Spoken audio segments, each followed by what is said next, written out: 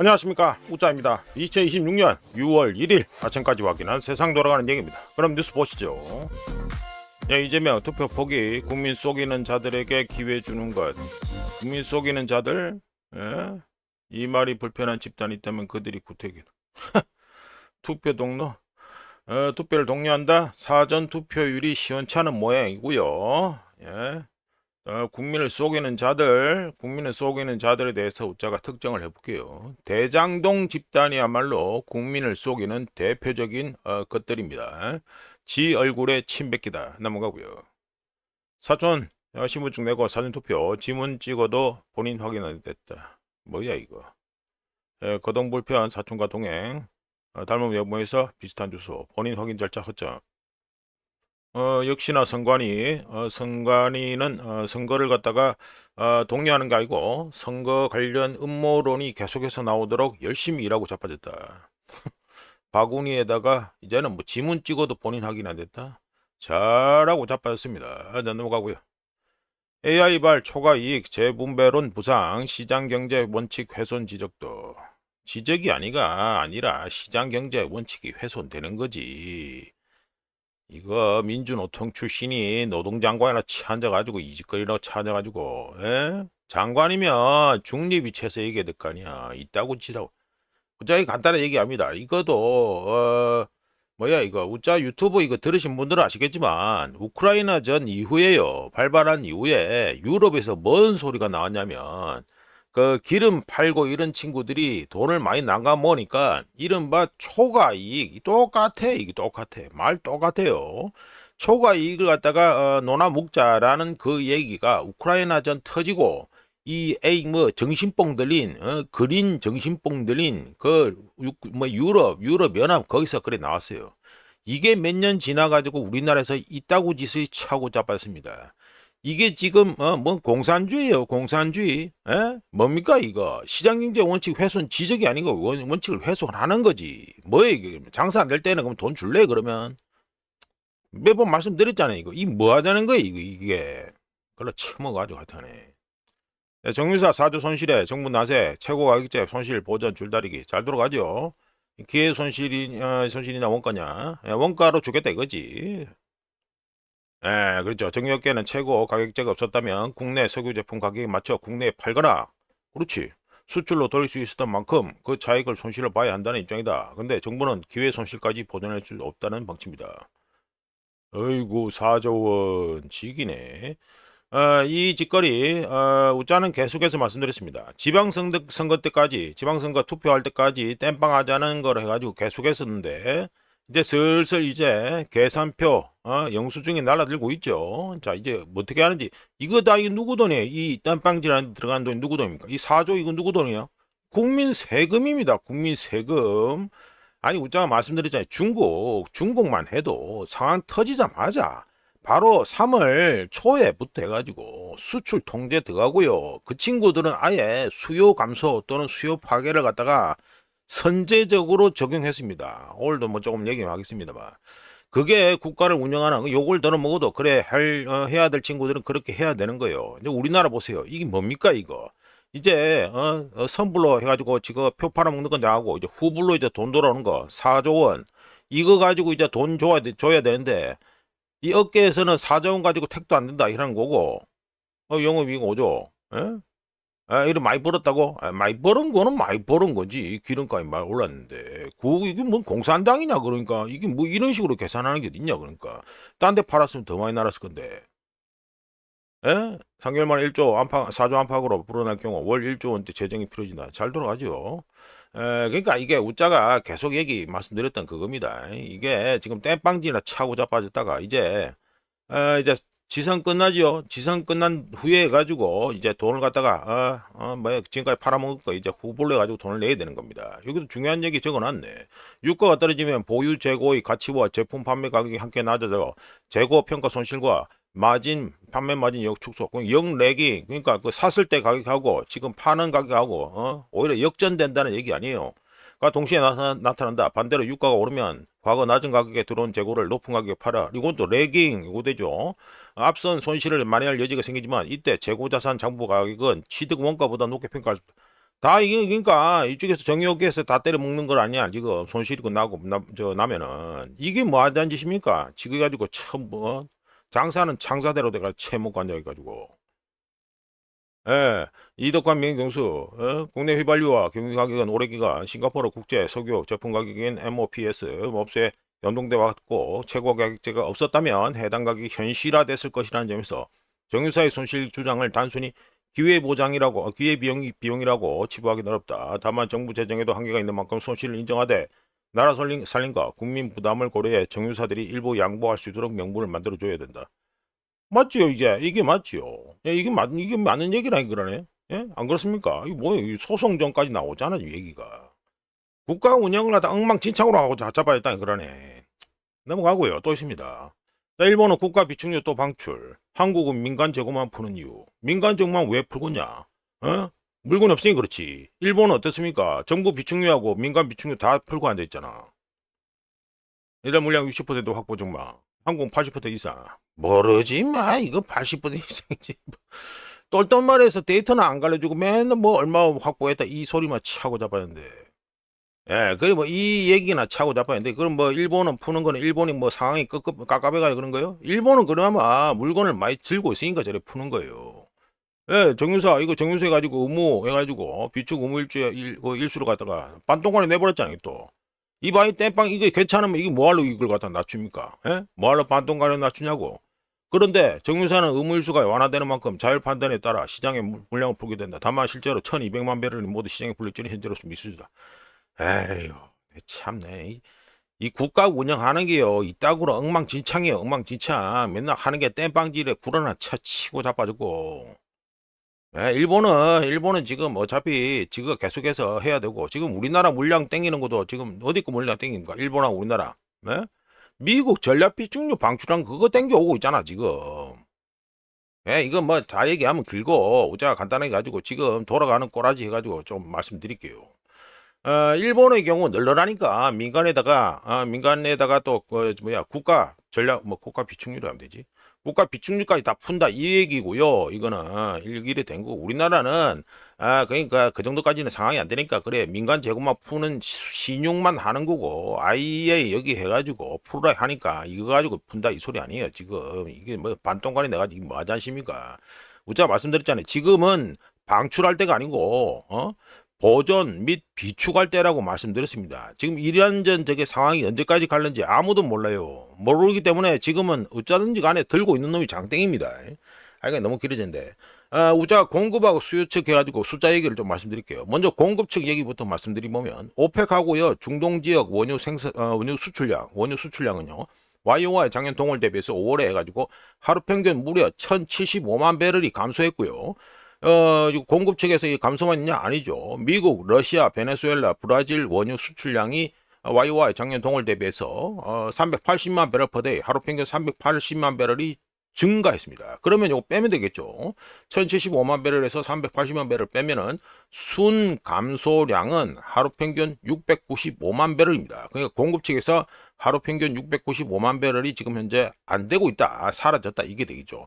그럼 이제 수요 측을 보시죠. 수요의 경우에는요. 우리가 좀 이따 또 중국의 5월 원유 수입량 얘기하겠지만 중국의 5월 원유 수입량은 YOY 작년 동월 대비해서 하루 평균 334만 9천 배럴이 감소했습니다.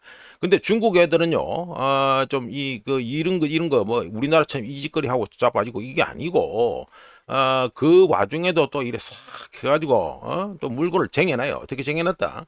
마이너스 해가지고 하루 평균 334만 9천 배럴이 감소했지만, 또 중국의 전략 비축유에다가 얼마가 늘었다? 하루 평균 130만 배럴이 증가했습니다. 그러면요, 실제로 순 재고 감소량, 그러니까 수입량은 이렇게 줄었지만 SPR 전략 비축유에서 해가지고 증가한 게 나왔으니까 순 재고 감소량은요, 하루 평균 200만 배럴, 그러니까 월 기준으로 하면 6천만 배럴이 감소했다는 게 됩니다. 그러면 우리나라는 어떨 것 같습니까? 우리나라 원유 수입량은요, 다 우자가 말씀드린 거 케플러 데이터 기준으로 하는 겁니다. 우리나라 원유 수입량은요, YOY 작년 동월 대비해서 하루 평균 마이너스 54만 6천 배럴이 감소한 상태입니다. 케플러 데이터에 따르면 이걸 월 기준으로 하면요, 1,600만 배럴이 감소한 겁니다. 대략 며칠치가 되냐 하면 한 일주일치입니다. 일주일치가 지금 감소했다고 보면 됩니다. 지금 수입하는 거 양 자체로 보면. 그리고 일본을 또 말씀드리죠. 일본의 경우 차트 올려놓고 할까? 예, 일본의 경우에는요, YOY 작년 동월 대비해서 하루 평균 62만 1천 배럴이 감소해서 월 기준, 한 달 기준으로 하면 1860만 배럴이 감소했습니다. 이거는 일본에 해가지고 전력 비축유가 완전히 떡락하는 거, 어마어마하게 떡락하죠. 3월 지나가면서. 그러니까 3월 지나가면서 왜 3월 지나가면서 떡락합니까? 3월 그러니까 호르무즈 해협 폐쇄되기 전에 호르무즈 해협을 갖다가 이란전 발발하기 전에 이란 저 페르시아만 그쪽을 갖다가 통과해서 나온 친구들이 이란까지 오는데 보통 한 25일에서 30일 걸립니다. 그러니까 그 친구들이 도착할 때까지는 그나마 이 라인을 지키고 있다가 이제 그 친구들이 안 돌아오니까 들어오는 애들이 없으니까 이렇게 떨어지는 거죠. 그나마 중간에 한두 척 오니까 살짝 튀고 이러는 거지만 전반적으로 보면 미친 듯이 해가지고 감사하고 있다는 거, 어마어마하게 감사하고 있는 겁니다. 하여간 또 말이 길어진데 또 미국 얘기를 또 해보죠. 미국의 원유 수출 과잉 지금 현재 계속해서 막 그 전력 비축률 갖다가 대놓고 미친 듯이 지금 팔아먹다 해야 되나? 하여간 뭐 동맹들을 위해서 그 소중한 전략 비축률을 갖다가 계속해서 퍼가지고 주고 있잖아요. 이걸 갖다가 표현하면 미국의 원유 수출 과잉이라고 할 수 있는데 미국의 원유 수출 과잉은 늦어도 6월 말까지 이번 달 말까지 해가지고 끝날 것이 확실하고요. 늦어도입니다. 늦어도 미국이 지금 현재 풀고 있는 전력 비축유의 경우에는 하루 평균 130만 배럴에 해당되는데 전량 수출되고 있고요. 미국의 원유 수출량은 SPR 전력 비축유 수출 덕분에 하루 평균 460만에서 470만 배럴을 갖다가 6월 달에는 유지할 것으로 예상됩니다. 하지만 미국이 계속해서 지거 창고에 탱크에 있는 걸 갖다가 펌프질해서 계속 팔아먹으니까 어떻게 되겠습니까? 미국의 순 공급 부족량은 하루 평균 800만 배럴로 증가하게 됩니다. 다 이게 뭐 명암이 있잖아요. 모든 일에는. 뭐 지금 뭐 우자가 숫자를 갖다가 간단하게 뭐 간단한 건 아니다만은 복잡하게 말씀드리는데 간단하게 말씀드려서 미국의 전략 비축유 공급이 떨어진 후 끊어진 후에 아시아 국가들 우자가 말씀드리는 아시아 국가들은요 그냥 까놓고 말씀드려서 동북아 3국입니다. 다른 국가들은 볼 것도 없어요. 다른 국가도 볼 것도 없고 인도는 뭐 인도도 그냥 패스하면 되고요. 하여간에 동북아 3국 한중일 이 삼국들의 경우 현물 시장에 본격적으로 뛰어들어야 되는데 이 중에서 중국은 널널하죠. 러시아하고 파이프라인이 바로 연결됐으니까. 그러니까 실제로 까놓고 얘기하면 한국하고 일본이 두 국가가 됩니다. 이 두 국가는 현물 시장에 본격적으로 뛰어들어야 되고요. 8월 원유 거래는 오늘 6월 1일부터 시작된다는 거 이거는 참고하셨으면 좋겠습니다. 자 넘어가고요. 뭐 벌써 13분이나 돼버렸네. 자, 이거는 소제목을 해가지고 극집중된 한국 증시다 해가지고 말씀드릴게요. 삼성전자가 27%, 블룸버그 차트죠. 27%. 그리고 SK하이닉스가 25%. 이거 둘이만 해도 벌써 50%가 넘어가죠. 40 해가지고 50, 얼마야? 52%잖아요. 여기에다가 그러니까 호스피 전체 지수에서 삼성전자하고 SK하이닉스 비중이 무려 52%를 차지하는 가운데 삼성전자가 지분 32.7%를 보유한 반도체 부품 제조업체가 어디입니까? 삼성전기잖아요. 삼성전기가 또 2% 차지하고 SK하이닉스 지분 20.5%를 보유한 게 아니라 SK스퀘어입니다. 이것도 2% 그리고 현대자동차가 또 2%. 자 이러면 어떻게 됩니까? 상위 5개 기업이 코스피 지수 중, 총 지수 중, 전체 지수 중 무려 58%를 차지하게 됩니다. 나머지 쩔이라 해가지고 나머지 기업들이 꼴랑 41개, 41개, 41개란다. 41%밖에 안 되고요. 관련해서 MSCI 코리아 인덱스, MSCI 한국 지수에서는요, 이런 집중 현상이 더 심각해져서 극심해져서 삼성전자가 35%를 차지하고 그러니까 MSCI 한국 지수입니다. 그리고 삼성전자가 53%, 35%, 아이고 빠르게 하려니 발음이 헷갈리네. 양해해 주시고요. 떠들 건 많은데 시간은 그러니까 그래 좀 헷갈립니다. 자 다시 말씀드리면 MSCI 한국 지수에서 삼성전자가 35%, SK하이닉스가 25%를 차지하면서 둘이 합계 이 둘만 해도 60%를 차지합니다.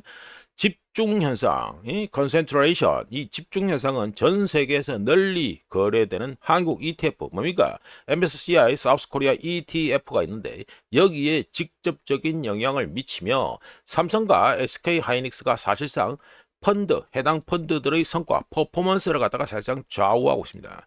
2026년 현재 한국 주식에 투자한다는 것은요, 사실상 단 두 개 메모리 칩, 이 주식에 집중 투자하는 것과 같다 이게 되는데 이게 지속 가능한지 안 한지 한번 질문하면 떠져봐야 될 시점이 됐다 이렇게 생각하고요.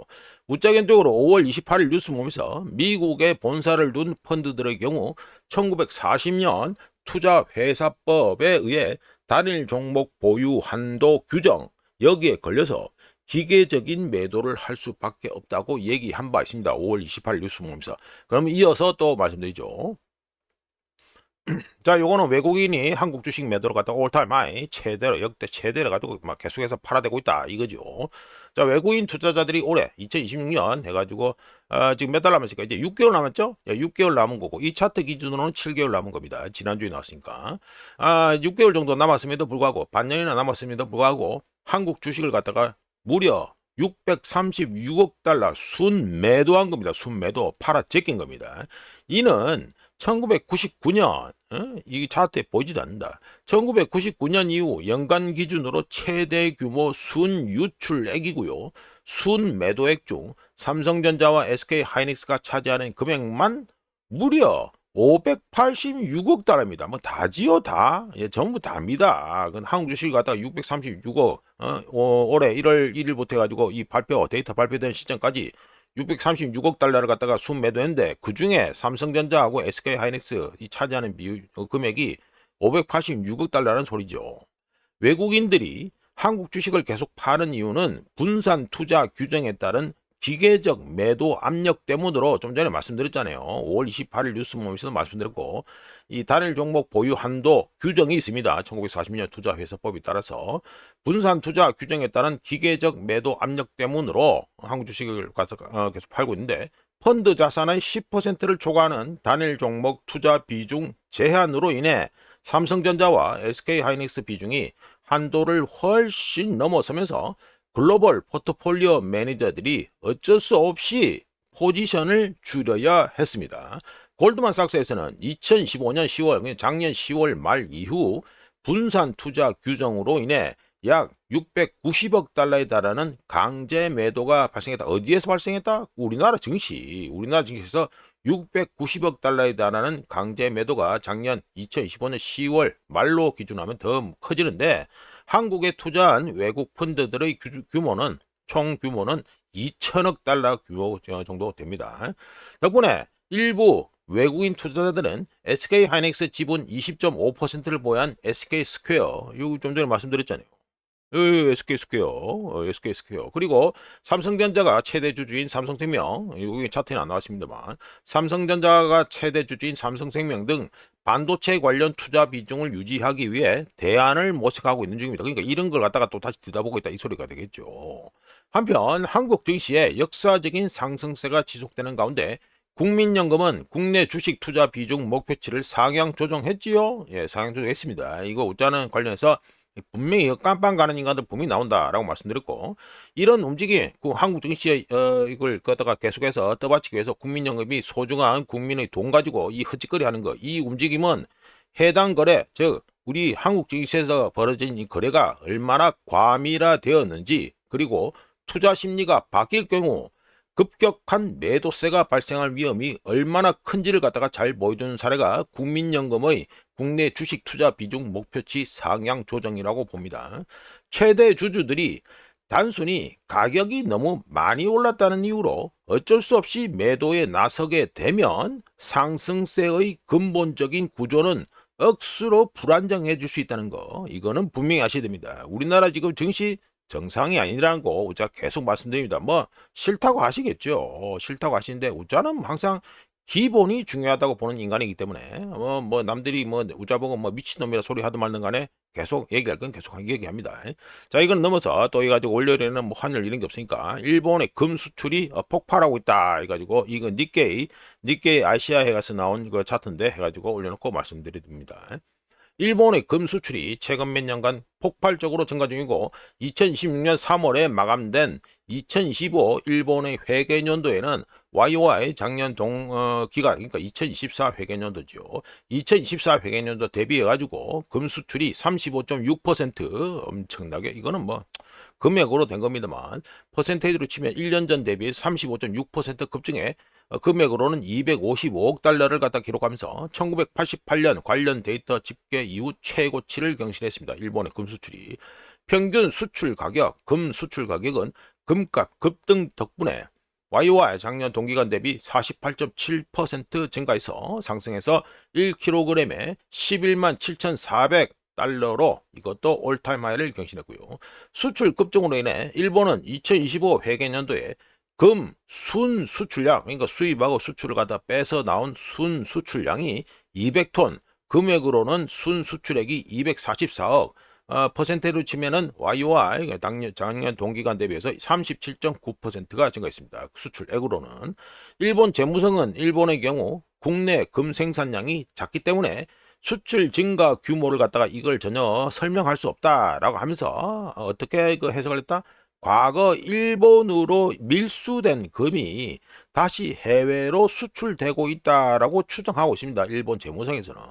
참고로 그 과거에 우자처럼 연식이 좀 되고 이런 사람들은 알고 계시겠지만 일본의 경우에는 금 이런 거 등등 해가지고 밀수도 많이 하고 옛날에 뭐 히로뽕 아이고 히로뽕 이런 거 얘기해도 되나? 그런 것도 있고 이런데 금덩이의 경우에는요 밀수된 금은 일본에서 10%를 내야 되는 소비세를 회피하면서 일본에 밀반입된 후 세금이 포함된 일본 국내 가격으로 그러니까 택가리 하는데 이제 정식 물건으로 택가리 한다 이거죠. 세금이 포함된 일본 국내 가격으로 판매되어 이윤을 남기고 합법적인 금으로 변태된 후에 현재는 어떻다? 해외로 다시 수출되고 있다 이렇게 보시면 되겠습니다. 관련해서 우자가 이미 말씀드린 거 또 한번 말씀드리면 우자는요 일본인 특히 현금을 많이 들고 있는 장년층이 왜 금덩이를 안 사는지 그리고 왜 금덩이를 갖다 계속 들고 가지 않는지 아직도 의문이다 이렇게 말씀드립니다. 이게 아무래도 디플레이션 관련해서 이 습관이 너무 쩔어 있다 보니까 그런 것 같은데 우짜 보기에는 손해라 봅니다. 지금 일본에서는 일본 현금 그러니까 뭐 엔화 들고 있는 거 손해입니다. 손해. 일본인들 보기엔 손해입니다. 우리나라도 똑같고요. 우리나라도 원화되고 있으면 손해입니다. 자, 넘어가서 이거는 또 중국의 5월 원유 수입 좀 전에 해가지고 말씀드린 거에서 좀 더 들어가죠. 중국의 원유 수입이 5월에 마이너스 20% 감소했다 해가지고 말씀드립니다. 2023년, 자, 2023년, 이때부터 해서 공격적으로 원유 비축량이 뭡니까? 전략 비축유죠. 중국의 원유 비축량을 늘렸던, 그러니까 이 중국 당국이 이란전 이후에 수입량을 줄이면서 글로벌 원유 시장의 밸런스, 균형을 현재 맞추고 있다라고 할 수 있습니다. 중국의 원유 수입량은 2026년 4월에 전월 대비 마이너스 20% 무려 마이너스 20% 감소한 하루 평균 937만 배럴로 2022년 7월 이후 최저를 기록한 데 이어서 2026년 5월에는 하루 평균 660만 배럴 그러니까 수입량이죠. 하루 평균 660만 배럴로 더 줄어들어서 4월에는 937만 배럴인데 5월에는 하루 평균 660만 배럴로 더 줄어들면서 2016년 이후 최저로 해가지고 감소했습니다. 수입량이. 2025년 작년에 중국의 평균 원유 수입량은 하루 평균 1160만 배럴이었는데 이거에 비하면 마이너스 40% 이상 폭감한 거고요. 중국의 원유 수입량이. 2026년 평균 수입량은 현재 2026년이 끝나지 않았기 때문에 일단은 추정되는 게 하루 평균 1090만 배럴로 추정이 되고 있는데 이거 역시 2022년 이후 최저 수준입니다. 한편 중국의 원유 재고는 지난 몇 주 동안 2천만 배럴 감소해서 그러니까 우자가 말씀드린 원유 재고는 전략 비축유라고 보시면 되겠죠. 12억 배럴 요거 크루드 해가지고 인벤토리 나와 있잖아요. 12억 배럴에서 12억 5천만 배럴로 현재 추정되는데 우자가 말씀드렸잖아요. 전략 비축유. 그러니까 중국의 원유 재고가 12억 배럴에서 15억 배럴하고 아주 레인지 범위가 아주 크게 나오는데 우자가 개인적으로는 12억 배럴에서 13억 배럴 사이에 있을 것이다라고 우자가 먼저 말씀드렸나? 이거 뭐 지난주인가 지지난주에 말씀드린 것처럼 이 블룸버그에서도 해가지고 케플러 데이터 뽑아가지고 그대로 그냥 12억에서 12억 5천만 배럴 이 정도에 있다라고 추정하고 있습니다. 하여간에 이거 역시 2025년 초 작년 초 수준보다 여전히 15%가 더 많은 겁니다. 2025년 여기 있잖아요. 더 많은 겁니다. 지난 2년간 중국의 원유 비축이 글로벌 석유 공급 여유분 대부분을 흡수하면서 국제유가, 기름값 하락을 갖다가 제한한 것처럼 이란전 이후에는 수요 감소를 갖다가 선제적으로 하면서 원유 수입을 갖다가 대폭 줄이고 있습니다. 중국이. 그러면서 어떤 효과를 일으킨다? 유가 상승을 갖다가 제한하고 있다. 중국이 제한하고 있다. 제한하고 있다. 못 올라가게 하고 있다. 이렇게 됩니다. 아주 중국 애들이 이 돈놀이 하나는 참 잘합니다. 그리고 국가 운영 까놓고 말해서 우자 중국 싫어합니다. 중국 싫어하고 공산당 싫습니다. 근데 국가 운영 중국 애들이 훨씬 더 잘합니다. 뭐 인정할 건 인정해야 됩니다. 자, 이거는 돼가지고 중국의 공식 PMI 저 제조업 지수가 나왔으니까 말씀드리죠. 중국의 공식 제조업 PMI는 4월에 50.3에서 5월에 50으로 하락했습니다. 기준선이 50이죠. 50 밑으로 깔아앉으면은 이제 별로 안 좋다 이게 되겠습니다. 자, 비제조 PMI 이게 다 공식 데이터입니다. 비제조 PMI는 4월에 49.4였는데 5월에 50.1로 해가지고 기준선 50을 갖다가 살짝 넘었고요. 종합 PMI는 종합 공식 PMI는 4월에 50.1이었는데 5월에 50.5로 상승했습니다. 자, 넘어가고요. 자, 이 얘기는 이란 해외 매체들하고 이스라엘 언론들에서 나온 겁니다. 이거 예루살렘 포스트에서 나온 걸 우리가 캡처한 건데 일단 이 애들이 또 떠들고 있습니다. 떠들고 있어서 그냥 소개합니다. 이란 해외 매체와 이스라엘 언론들에서 폐쇄시킨 이란 대통령이 모즈타바 사무실에 공식 사임서 이거 사임한다고 적어놨잖아요.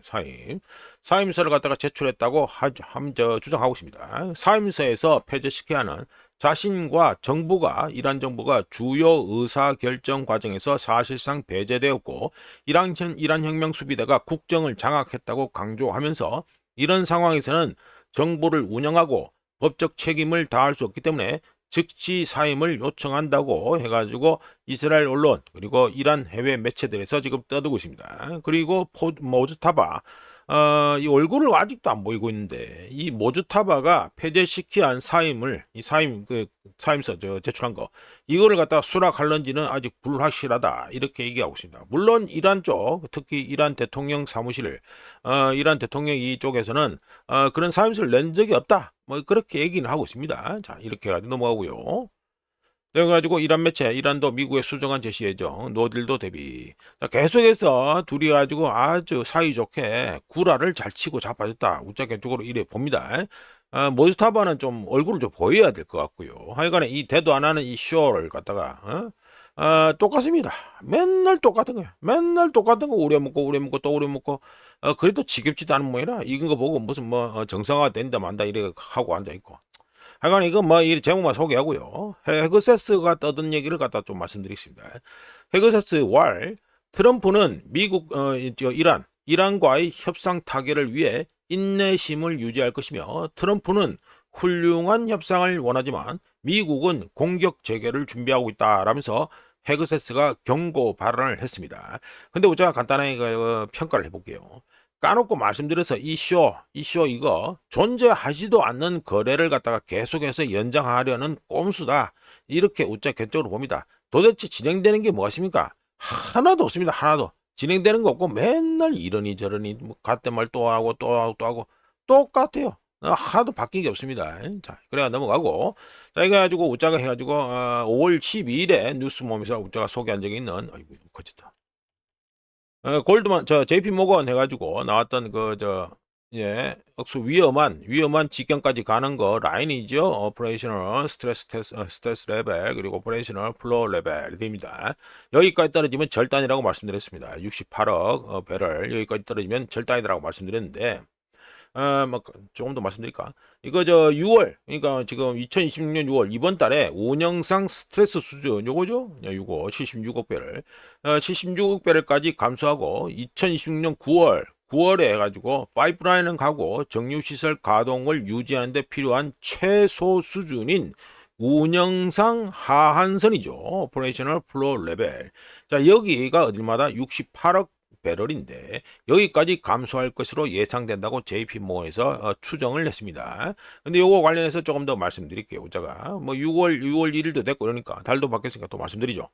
대부분의 사람들이 제대로 이해하지 못하는 것 중 하나는 전 세계 석유 재고가 제로 0이 되지 않아도 엄청난 가격 혼란을 일으킬 수 있다는 점입니다. 여기 보면 해가지고 76억 배럴, 68억 배럴인데 일단 여기서 70배럴, 상징적으로 70배럴 밑, 그러니까 뭐 까놓고 말씀드린 68억 배럴인데 70배럴, 70억 배럴 밑으로 떨어지면 에너지 시스템 자체가 붕괴하기 때문에 시장은 시스템 붕괴를 방지하기 위해서 그런 일이, 즉 붕괴가 일어나기 전에 가격, 유가를 올려야 됩니다. 참고로 이란전이 발발하기 전인 2026년 2월에 전 세계 재고는 80억 배럴 이상이었지요. 하지만 2026년 5월 말 기준으로 해서 76억 배럴입니다. 이게 6월이라고 돼 있죠. 지금 현재 이미 5월 말에 76억 배럴까지 더 빨리 떨어졌어요.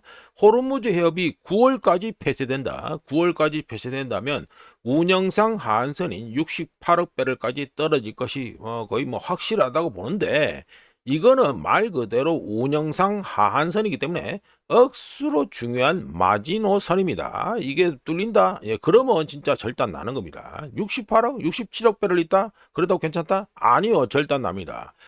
이거 파이프라인 돌리고 해가지고 뭐 정유사들 해가지고 운영 돌아가는 거 이거의 미니멈 최소값이 68억 배럴이기 때문이지요. 따라서 유가는 재고를 유지하고 수요를 줄이기 위해서 2026년 올해 9월 이전에 유가가 급등할 가능성이 크다고 보고요. 업계 최고 수준의 분석 기관이 뭐가 있나? 기름판 쪽에 라피단이라는 곳이 있습니다. 이곳에서 유가가 1배럴에 150에서 200달러까지 급등할 경우 2026년 올해 3, 4분기 얼마입니까? 해가지고 1월부터 3월까지, 그리고 4월부터 6월까지, 지금이 2, 4분기죠. 3, 4분기는 7월부터 9월까지죠. 3, 4분기에 심각한 경제 수축이 발생할 것이라고 경고했습니다. 라피단에서. 마지막으로 이란은 무조건 시간을 끄는 것이 상대적으로 유리하고요. 절대적으로 유리한 건 아닙니다. 상대적으로 유리하고요. 누구? 미국 대비해서는 상대적으로 유리하고 우라늄 농축과 호르무즈 해협권에 있어서는 이란이 절대로 물러서지 않을 것입니다. 따라서 트럼프의 선택지는 긴장 고조 또는 완전 항복밖에 없고요. 근데 이 둘 다 해가지고 선택이 됩니까? 안 되니까 저렇게 질질 끄는 거예요. 이렇게 시간을 질질 끌고 시간이 흐르는 동안 석유 재고, 전 세계 석유 재고는 계속해서 줄어들고 있습니다. 따라서 우자가 보기에 이란전이 종식되든 말든 우자 예상에 글로벌 리세션, 세계적인 경기 침체는 거의 확실하다. 우리가 목격할 것 같다. 이렇게 우자 견적으로 예상해 봅니다. 자, 넘어가고요. 내가 아이고 이건 이미 저그러네. 자, 이거 관련해서 또 얘기를 좀 해볼게요. 해가지고 뭐 호르무즈에 뭐 재개방 어쩌고 또 떠들고 앉아있으니까 제가 말씀드리면 그 지뢰가 나온 건데 4월 13일, 그러니까 한 달 수로는 2달이 됐죠. 4월 13일에 우자가 뉴스 모임에서 기뢰 얘기를 잠깐 한 바 있습니다. 그런데 뭐 지금 또 분위기가 무슨 뭐 이 구라 팔고 있는데 뭐 끝나니 많이 이란전이 뭐 끝나니 많이 이렇게 하니까 좀 더 얘기를 해보죠. 호르무즈 해협이 여기 호르무즈 해협 안에, 이게 호르무즈 해협 지도를 준비를 안 했네. 호르무즈 해협에 이란이 뿌린 기뢰 숫자가 대략 200개 정도로 현재 얘기되고 있는데요. 미국 주도 연합군 소해함이 죄다 몰려와가지고 호르무즈 해협으로 몰려가서 우리나라 소해함도 몰려가서 기뢰 제거 작업을 해도요, 아무리 빨라도 보름 이상이 소요되고요. 그 기뢰 제거에 있어서 가장 큰 문제는 며칠 안에 호르무즈 해협 전체를 지도화, 매핑할 수 있는 소나 탐사, 소나 쏴서 이거 물건 어디 있는지 보는 거, 이게 아니라 기뢰 제거 속도가 실제로 가장 큰 문제입니다. 기뢰 제거에 있어서. 이론상의 최상의 시나리오는 뭐다? 파도가 잔잔하고요. 이란이 방해하지 않고 충분한 소해 전력이 준비되었다는 이 가정하에서 헬기 또는 소해함 한 척당 시간당 기뢰를 2개 정도를 갖다가 제거할 수 있습니다. 이론상 최상의 시나리오는요. 하지만 이거 제거하는데 또 뭐가 쓰입니까? ROV라 해서 원격 조종 수중 로봇이라는 게 있는데 이거를 갖다 써야 됩니다. 근데 이거를 갖다가 그 원격 조종 수중 로봇으로 이 기뢰를 확인하고 제거하고 또 그 계속 24시간 돌립니까? 아니죠. 기계를 갖다 쉬어야 될 거 아닙니까? 사람도 쉬어야 되고. 이런 시간까지 고려하면 현실적인 속도는 하루에 기뢰를 몇 개 제거한다? 3개에서 12개 제거하는데 끝입니다. 이론적으로는 하루에 2개씩 제거할 수 있죠.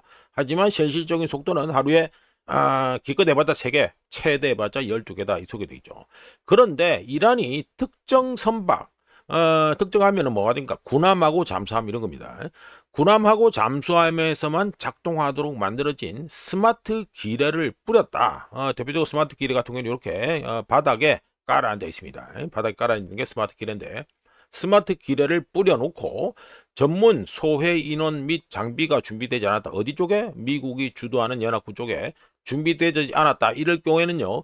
기뢰 하나만 제거하는 데 있어서도 수십 번의 수색을 벌여서 이 요격장치가 설정이 되어 있는 거. 그러니까 어떤 겁니까? 군함하고 잠수함용으로 설정되어 있는 거. 이 설정값을 모두 소진시켜야 된다는 문제가 있습니다. 이거 뭐 기뢰전이라서 뭐 얘기가 좀 복잡한데 하여튼 그렇게 시간이 훨씬 더 많이 걸린다. 이게 됩니다. 스마트 기뢰를 쓰면. 자, 이어서 이거는 또 미 해군 해가지고 제 5함대 관련해서 해가지고 보시면 어벤져급 해가지고 소위함을 갖다가 뭡니까 이거 퇴역시켰다 이거 아닙니까? 언제입니까? 2025년 9월입니다. 자, 말씀대로 보면 참고로 미국은 작년 2025년 9월에 바레인 뭐죠? 미 5함대죠. 미 5함대에 배치된 마지막 어벤져급 기뢰 제거함 이걸 갖다가 퇴역시켰고요. 페르시아만에 파견되었던 MH-53E C 드래곤 부대가 따로 있습니다. 파견 부대인데 이거 기뢰 전문으로 제거하는 팀들입니다. 팀 친구들인데 이 친구들도 언제 해체했다? 2025년 작년 8월에 해체했습니다. 그리고 미 해군 역사상 최악의 재앙 중 하나가 뭡니까? LCS 연안 전투함이죠. 연안 전투함이 또 뭐가 있다? LCS MCM이라고 있습니다. 그러니까 Mine Countermeasure 그러니까 패키지를 해가지고 그러니까 LCS 연안 전투함에서 기뢰 제거하는 용어로 해가지고 또 만들어 놓은 게 있습니다. 그러니까 뭐 줄여서 뭐 LCS MCM 패키지라고 하는데 이 친구들의 경우에는 분쟁 해역에서 기뢰 제거 작전을 수행한 적이 단 한 번도 없습니다. 뭐 복잡한데요. 뭐 군사 쪽에 관심 있는 분들은 다 아시는 얘기지만 뭐 우자가 좀 줄여서 얘기하다 보니까 복잡한데 간단하게 말씀드려서 이란은 그냥 기뢰만 뿌리고 땡입니다. 이 친구들은 기뢰 제거할 생각이 아예 없습니다. 우자 말씀드렸잖아요. 이란에 소해 능력 없습니다. 그냥 간단히 말씀드려 엉망진창 만드는 데만 최적화되어 있는 게 이란이고요. 현재 2026년 현재 미국에게는 효과적인 기뢰 제거 전력이 없습니다. 이러면 어떻게 됩니까? 호르무즈 해협 재개방되어도 혹시나 재개방된다 하더라도 호르무즈 해협에서 오만 쪽 항로는요. 기뢰가 터지는 걸 감수하고 이용해야 된다는 소리가 됩니다. 근데 이렇게 누가 가겠어요? 예? 배 터지는데 가겠냐고? 안 가지요. 그러니까 이게 뭐 재개방된다 해가지고 당장 뭐 해가지고 호르무즈 해협에서 배가 다 뭐 자유롭게 돌아다니고 그런다. 그런 일은 가능하지 않다는 거 이거는 분명히 아셔야 됩니다. 하여튼간에 뭐 지금 당장 합의한다 해도 어차피 시간은 계속해서 한 2달, 석 달은 또 계속해서 배가 못 다닌다는 거 이거는 분명히 아셔야 됩니다. 아니 넘어가서 이건 또 탱기즈 유전이 다시 메롱이다 해가지고 말씀드릴게요. 2개의 소식통에 따르면 2026년 1월 18일 발전소 화재라고 제가 이거 한 4월달인가 3월달인가 말씀드린 것 같은데 1월달에 말씀드렸나? 하여간에 1월 18일 발전소 화재로 인해서 생산 중단을 발표했던 탱기즈 유전의 회복 중이던 하루 평균 생산량이 다시 5,000톤에서 1만 톤 사이로 떨어져 버렸습니다. 뭐 사실상 제대로 안 돌아간다고 보면 되겠죠. 탱기즈 유전의 평소 생산량이 얼마다 12만 6천 톤을 배럴로 바꾸면 하루 평균 99만 5천 배럴이 평균 생산량이었는데 탱기즈 유전 생산업체 지분 50%를 보유한 쉐브론은 5월 28일에 탱기즈 유전 일부에서 경미한 운영 차질이 발생했으며 생산량이 복구되고 있다고 발표했습니다. 물론 익명의 소식통은 앞으로 일주일 안에, 그러니까 이번 주 정도 되겠죠. 일주일 안에 원유 생산량이 점차 회복될 것으로 예상한다, 이렇게 얘기했습니다. 대략 한 100만 배럴 가까이가 지금 시장에서 공급이 안 되고 있다, 이 소리가 되겠죠. 자, 이거는 또 해가지고 블룸버그인데, 예, 노르웨이가 유럽 연합을 갖다 압박하고 있다, 이게 됩니다. 예? 예, 북극 드릴링 하는 걸 갖다가 유럽 연합에서 이 정신봉 들리는 친구들이 북극에서 이거 드릴링 하는 거 못하게 하고 있는데, 그걸 갖다가 포기하도록 해가지고 지금 노르웨이가 압박하고 있다, 이 소리가 되죠. 자, 말씀드립니다. 노르웨이가 자국 석유 자원의 거의 3분의 2가 매장된 북극 지역에서의 신규 석유 및 천연가스 시추 금지 조치를 해제하도록 유럽연합에 압력을 가하고 있습니다. 유럽연합이 2026년 9월 말, 오는 9월 말까지 새로운 북극 정책을 발표할 예정인 가운데 노르웨이 정치인, 관리, 환경 및 산업 로비스트들은 유럽연합 기관들의 영향력을 행사하기 위해 브뤼셀을 점점 더 많이 방문하고 있다고 하고요. 올해 2026년 들어서 5월 29일까지 11명의 노르웨이 장관들만 해도 노르웨이 장관들 11명이 북극, 무역, 에너지, 우주 등 다양한 분야의 업무를 위해서 브뤼셀을 방문했습니다. 그러니까 압력넣으러 갔다, 이 소리가 되겠죠. 참고로 노르웨이는 유럽연합에 가입이 되어 있지 않지요? 하지만 서유럽 최대 석유 및 천연가스 수출국이고요. 노르웨이 대륙붕에서 생산되는 천연가스는 유럽연합과, 그러니까 유럽과 영국의 가스 수요 중 무려 30%를 현재 충족시키고 있습니다.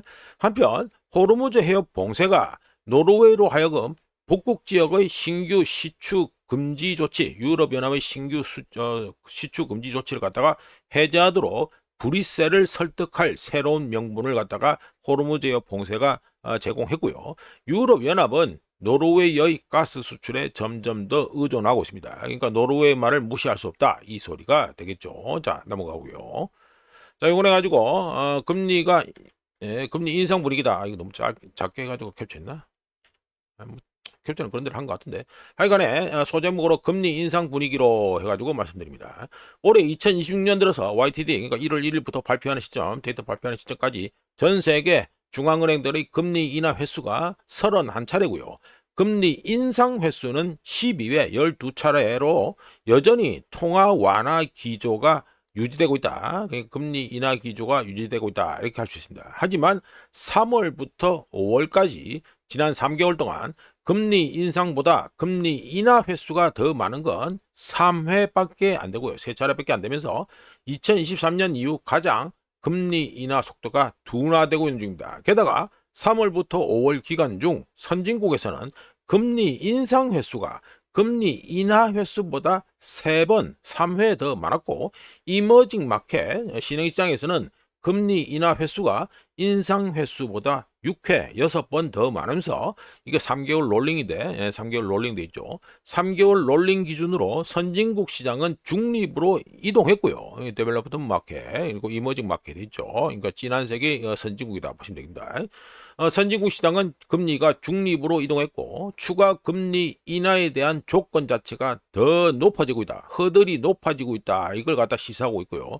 이머징 마켓 역시 금리 인하 사이클이 더 현재 진행되었지만, 갈수록 중립으로 향하고 있다.